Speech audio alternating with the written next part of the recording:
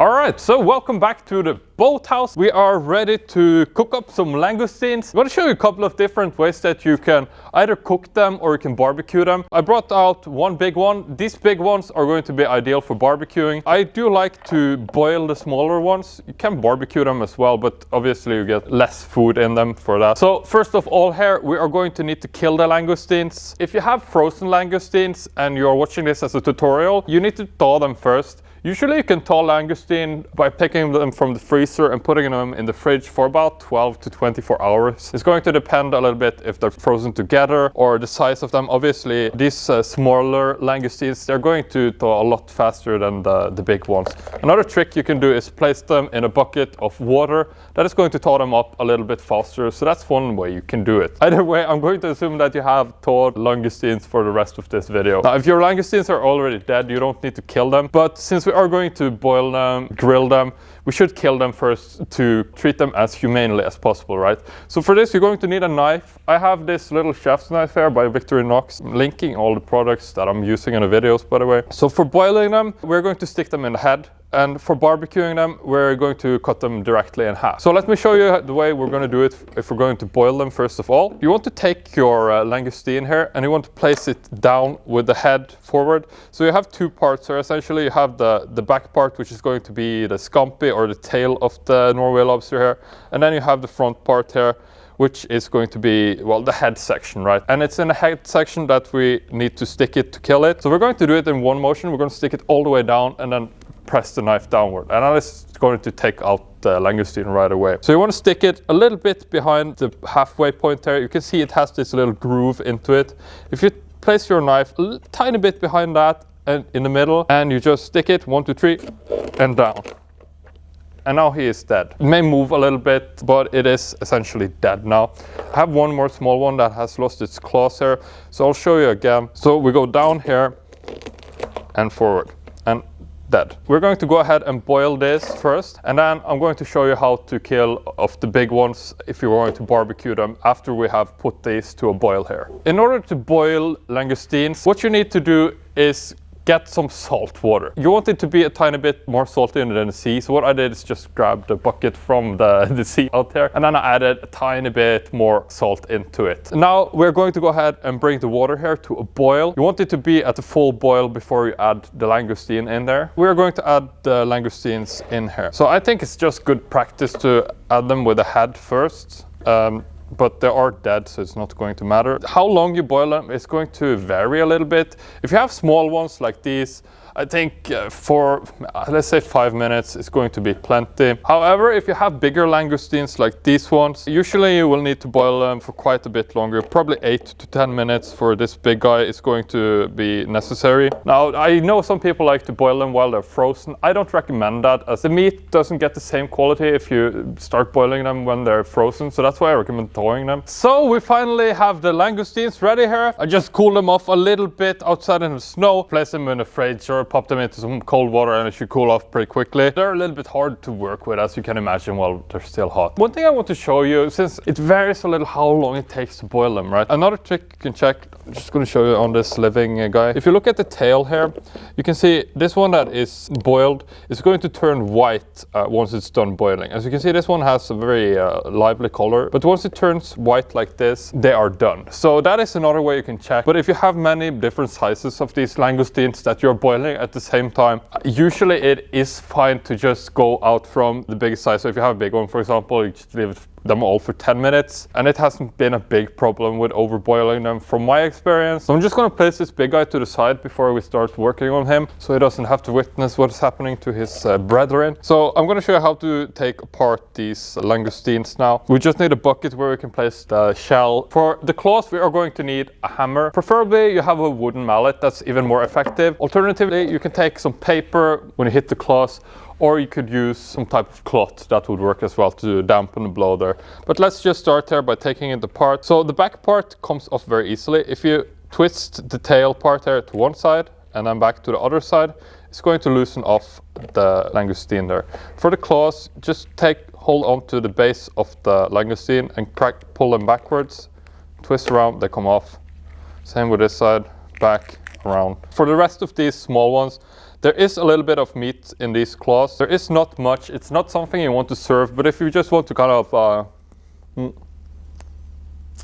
bite and suck a little bit on them yourself, you can pull out some meat in there as well. On the bigger ones, it's a little bit to get in there. There is also a little bit of head meat in here, but the thing is, when you crack their heads before you boil them, you kind of ruin the head meat, so to say. But I mean, you have to do it because if you're going to treat them humanely. If you have some that are frozen, there will also be some head meat in there that you can pick out. Let's move on to the scampi. This is what, if you go to like a Mediterranean restaurant or something and you're served scampi, this is what you should be served. It is essentially the tail of the langoustine there. By the way, be a little bit careful. These can be a little bit sharp, especially when you crack them. So we're going to put our fingers here on each side of the tail, and we're just going to press inward like that.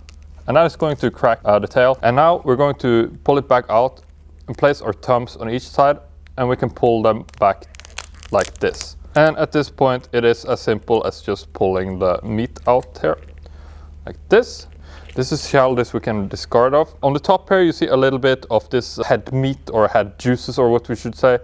It's totally edible. It's quite delicious, but you may want to pick it off if you're going to serve it to some people. The next step we need to do here, if you look here at the top, there is this little section that we can pull back. So we're going to go ahead and pull that one back. And that is going to reveal this little vein here. This is essentially the poop. I usually just use my hands, but with a tweezer that works fine too. And just devein that, take that off. It's not very appetizing. I mean, it's not a big deal. It's not a big problem to eat it either. It's more about the thought about it. But now this is clean and pure and ready to eat. My favorite is just on bread with some butter. Put the langoustine on there in pieces. You know, you can tear it apart. And then you add a little bit of mayonnaise and some lemon onto that. And it really is delicious. So the claws on these small ones, they're a little bit more of a hassle. Here you want to be very careful. If you really hit hard here, you're going to smash it, and then you're going to push all the fragments of the shell into the meat, and it's going to be not inedible, but it's going to be a big hassle to pick out. So what you want to do instead is just be gentle. You just want it to crack a little bit. You can turn it around, give it a little crack on each side, like that.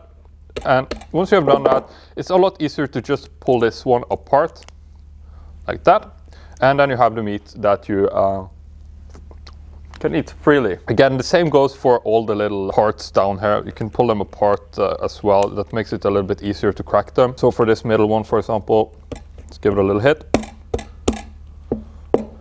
and you can tear it apart. Again, be a little bit careful so you don't hurt yourself when you do this. And for this back part here as well.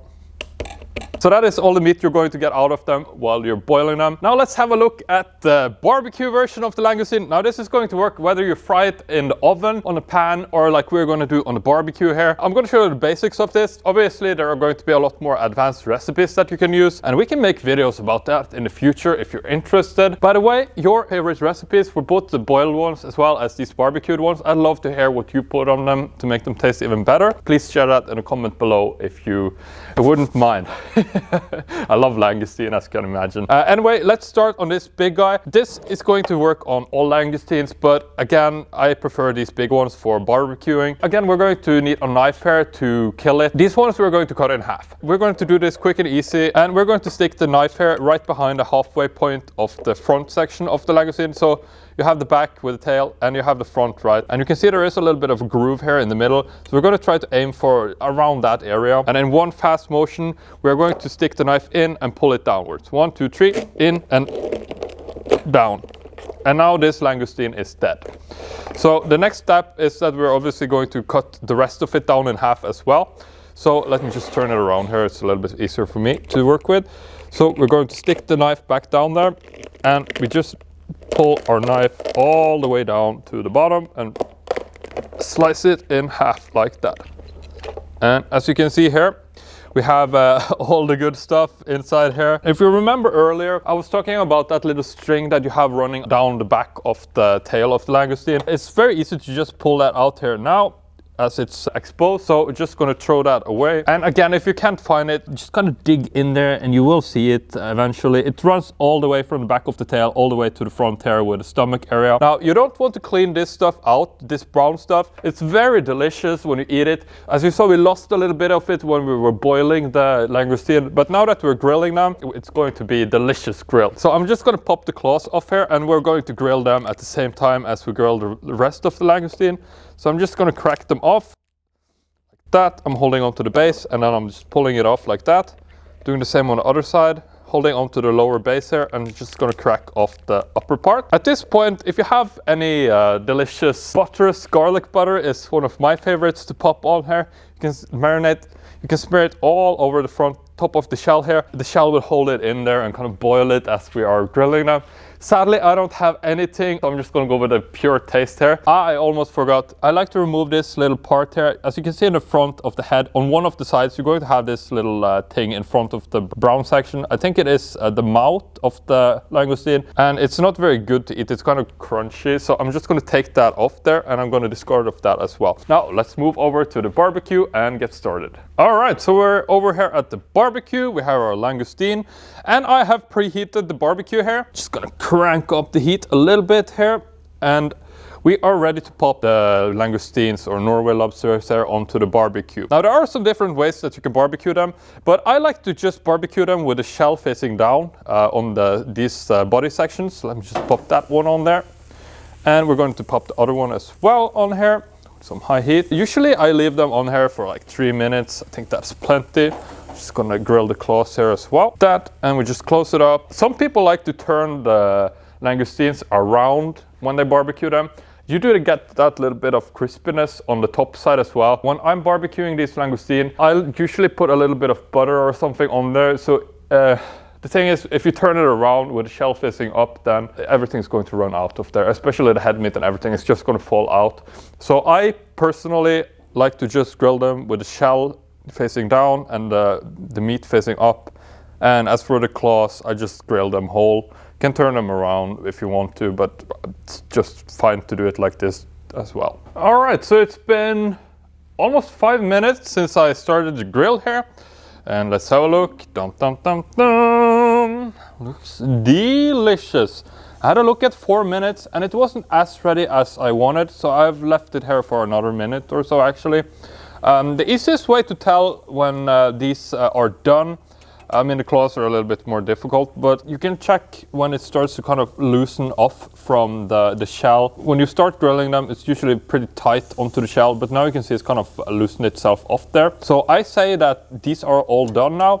So I'm going to take these off the grill and I'm going to bring them back to the makeshift studio and we'll crack open these claws and give this a taste test as well. So we're back here ready to crack these claws apart here. So as you can see, these claws are a lot bigger than these other claws that we were boiling. So I figured I'd show you how to open these as well. Again, you want to have a soft mallet preferably. You could place down some paper or something over if you just have a regular hammer. That's going to help soften the blow. We just don't want to hit it too hard here. That's the main thing.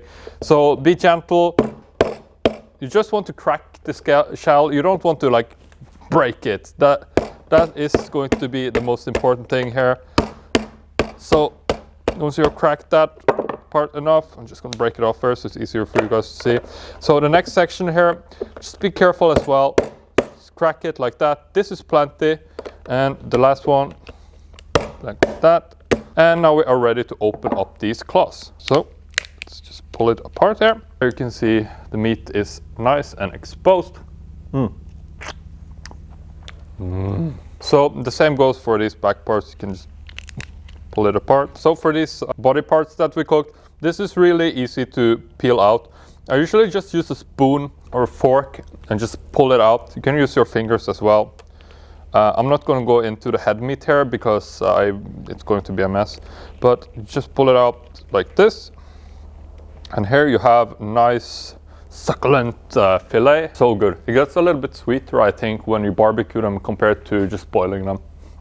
That is so good. So I'm gonna enjoy this. If you like this video, like I said, I can make more with some recipes. I have some cool Asian recipes that I've made in the past, as well as some other more traditional Western recipes. So if you want to see that, I'm gonna link the video here if it's done. If not, hope this was helpful, and yeah, I'll see you in the next video.